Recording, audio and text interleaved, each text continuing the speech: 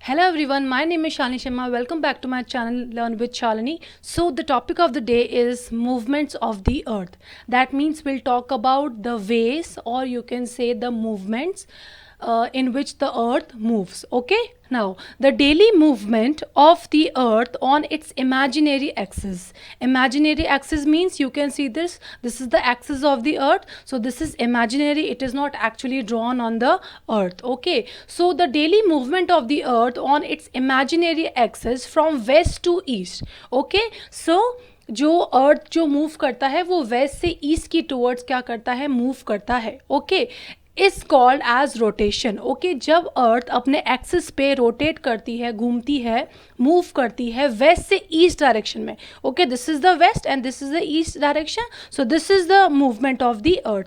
Okay, so when the earth moves on its axis from west to east, this movement of the earth is called as rotation. It is a daily movement, यानी कि हर रोज जो है अर्थ ऐसे अपने axis पे घूमती है. Okay, it is similar to the spinning of a top. जैसे टॉप जो होता है, टॉप जैसे स्पिन करता है, बिल्कुल अर्थ वैसे ही अपने एक्सिस पे स्पिन करती है. ओके, अब इसका ड्यूरेशन क्या है? It takes 24 hours to complete one rotation. यानी कि 24 आवर्स में अर्थ अपना वन रोटेशन, एक कंप्लीट सर्कल हम कह सकते हैं, एक कंप्लीट सर्कल में रोटेट करती है. Okay, 24 hours means one day. So the duration of the you can से one round, or you can say one rotation of the earth is equals to 24 hours, or you can say one day. Okay, the axis of the earth is tilted मतलब क्या होता है? incline होना, झुका हुआ, bent होना. Okay, at an angle of 66.5 degree. Okay, so ये जो earth है, ये जो you can see I have you can say inserted this picture only for this purpose so that you know the calculation. Okay, so this portion is 66.5. इस degree पे हम कह सकते हैं अर्थ जो है वो इंक्लाइंड है, टिल्टेड है from the orbital plane. Orbital means इसका जो ऑर्बिट है. Okay, orbital plane and 23.5 degree from a line perpendicular to the orbital plane. Okay, so the vertical line from the earth, ये इसका क्या है? ऑर्बिटल प्लेन है. Okay, so ये वाला ये जो बेंड पोर्शन है, ये जो टिल्ट पोर्शन है, ये है आपका 23.5 degree and this portion is 66.5 degree. Okay, तो टोटल हो गया हमारा 90. ओके, 90 डिग्री का एंगल बन रहा है, यू कैन सी दिस. उसमें से 90 में से डिवीजन अगर हम करेंगे तो this portion is 23.5 degree and the remaining till here is 66.5 degree. Okay, so this is the one movement. There are two movements of the earth, rotation and revolution. So here we have discuss the daily movement of the earth which is rotation. Okay,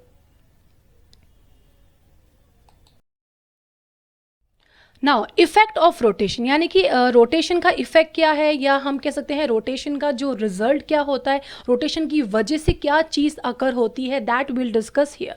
okay, now the alternate phenomenon of light and darkness we offer refer to as day and night is caused by rotation. Okay, so earth के rotation की वजह से ही day और night जो हम देखते हैं या जो अकर होती है वो अर्थ की रोटेशन की वजह से ही होती है.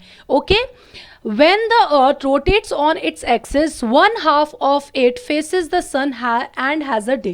Okay, please see this picture carefully. अब देखो हमने क्या डिस्कस किया था, अर्थ रोटेट करता है वेस्ट से लेके ईस्ट की towards. So you can see this arrow, it is also representing the you can say movement of the earth. So इस तरीके से जब जो अर्थ रोटेट कर रहा है तो जो साइड सन के इमीडिएटली एकदम सामने आएगी, स्ट्रेट अवे आएगी, वहाँ पर क्या होगा? डे होगा. और जो साइड सन के बिल्कुल अपोजिट होंगी, जहाँ पे सन रेज नहीं रीच कर पा रही है, वहाँ पे क्या होगी? नाइट होगी.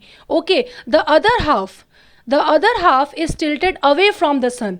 ये जो सेकेंड दूसरा वाला जो हाफ है, ये सन से क्या है? बिल्कुल अवे है, बहुत दूर है, वहाँ तक सनलाइट इतनी ज़्यादा नहीं पहुँच पा रही है.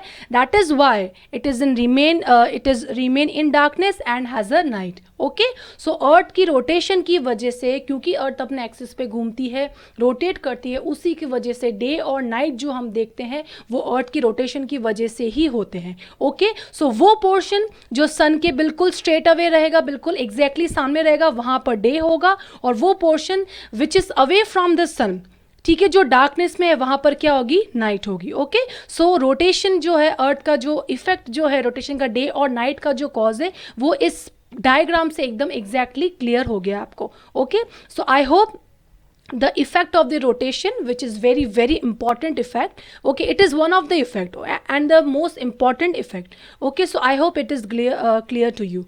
Okay, so day and night is caused by the rotation of the earth. Now revolution देखो, अभी हमने डिस्कस किया था दो हम कह सकते हैं there are two ways in which the earth moves. पहला अभी हमने डिस्कस किया था रोटेशन, जब अर्थ अपने एक्सिस पे ही रोटेट करती है, घूमती है, मूव करती है, उसको हम क्या कहते हैं, रोटेशन. अब जो रेवोल्यूशन है वो क्या है, अर्थ एनुअल मूवमेंट. ओके, कैसे, that will discuss here. Okay, so the earth revolves around the sun. You know this, that the earth revolves around the sun in a fixed elliptical path called as orbit. Okay, अगर आपने solar system का diagram देखा होगा, वहाँ पर एक line draw होती है जिसमें सारे प्लैनेट्स उसी लाइन पे ड्रॉ करते हैं. तो उसको बेसिकली वो क्या है, वो एक पाथ है, और उसी पाथ को हम क्या कहते हैं, ऑर्बिट है. ठीक है, उसी के पाथ में क्या होता है, प्लैनेट्स जो है वो मूव करते हैं.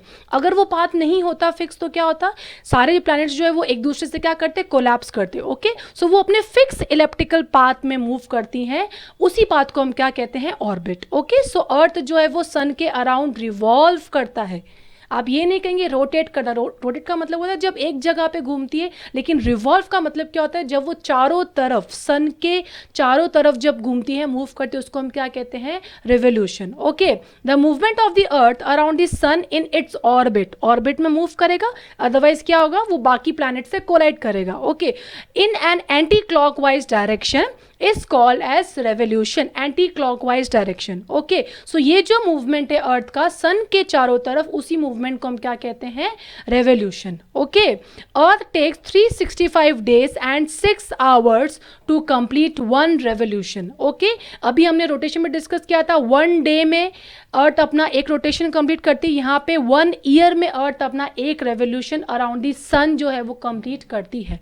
ओके, 365 डेज है और 6 आवर्स भी है, लेकिन हम पूरे साल को 365 डेज ही काउंट करते हैं. और यही जो एक्स्ट्रा जो 6 आवर्स होते हैं, ये 4 आवर्स के बाद में, हम कह सकते हैं 4 ईयर्स के बाद में ज्वाइन हम इनको कर लेते हैं. That is why here you can say in every 4 years we observe a leap year, क्योंकि ये जो एक्स्ट्रा 6 आवर्स है वो एक डे 4 साल का जो है 6 × 4, 6 4 24. ओके, इस तरीके से एक एक्स्ट्रा डे एवरी 4 ईयर्स में फरवरी के 29 को ऐड हो जाता है. Okay, so that is Y हम हमेशा बोलते हैं एक साल में 365 डेज है. ऐसा नहीं हो सकता कि 365 डेज और 6 आवर्स अलग से हैं, नो. ओके, सो जो अर्थ के जो रेवोल्यूशन का जो टाइम है वो क्या है, 365 days and 6 hours. Don't forget this 6 hours. Okay, ना इफेक्ट ऑफ द रेवोल्यूशन. अब रेवोल्यूशन का इफेक्ट क्या है. नाउ द 4 सीजन्स, हमारे जो सीजन जो हम ऑब्जर्व करते हैं, जो अकर होती हैं, जैसे कि spring season, summer season, autumn and winter, are closely related to the position of the earth in its orbit around the sun. So in simpler, just make it simple. Rotation की वजह से डे एंड नाइट कॉज होता है, तो revolution की वजह से seasons में जो चेंज है, सीजन्स में चेंज जो होता है वो अर्थ के रेवोल्यूशन की वजह से होता है. Okay, they are cause by the inclination of the earth's axis. Earth का जो एक्सिस है वो इंक्लाइन है, अभी हमने डिस्कस किया था 23.5 डिग्री वो टिल्टेड है, उस वजह से, और अर्थ के जो रेवोल्यूशन की वजह से around the sun, in 2 reasons की वजह से बेसिकली हम कह सकते हैं सीजन्स में चेंज होता है. जस्ट यू कैन से, जस्ट सपोज कीजिए कि अगर अर्थ सिर्फ रोटेट कर रहा है, रिवॉल्व नहीं कर रहा है, तो क्या होगा, सीजन्स में चेंज नहीं होगा. यानी कि जो पोर्शन अर्थ के सन के सामने आया एग्जैक्टली वहाँ पे हमेशा समर सीजन होंगी, और जो पोर्शन बिल्कुल हम कह सकते हैं सन से अवे है हमेशा, ठीक है, तो वहाँ पर हमेशा विंटर होगी. यानी कि पूरे through out the year same places पे वो हमेशा समर सीजन एक्सपीरियंस करेंगे, और जो सन से अवे है प्लेसेस वो हमेशा विंटर सीजन ही हम कह सकते हैं यू कैन से एक्सपीरियंस करेंगे. ठीक है, सो इस तरीके से सीजन्स में जो चेंज हो रहा है वो अर्थ के रेवोल्यूशन की वजह से हो रहा है. Okay, okay, so this is the diagram of your revolution.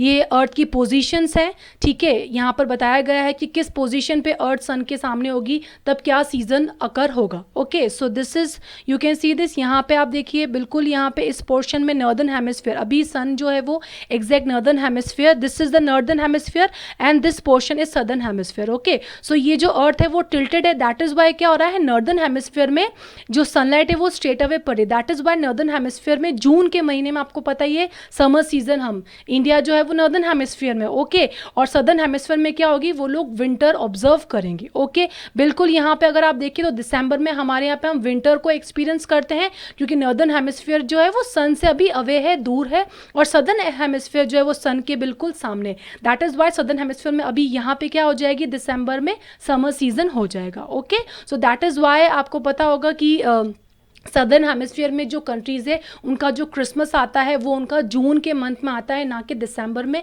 क्योंकि जून के मंथ में ही they experience winter season, but we experience summer season in the month of June. Okay, और ये जो है ये ऑटम सीजन का है, और ये आपका स्प्रिंग सीजन का हम कह सकते हैं पोजीशन है अर्थ का। ओके, सो ये 4 पोजीशन है, ये सारी पोजीशन के अकॉर्डिंग अर्थ के सीजन्स में क्या होता है, जो सीजन्स होती है 4 काइंड्स ऑफ सीजन्स है वो हम कह सकते हैं अकर होती है। Okay, so I hope this topic was clear to you. Thank you so much for watching my video. For more such videos, do share and subscribe to my channel. I will meet you in the next interesting video. Till then, bye, take care.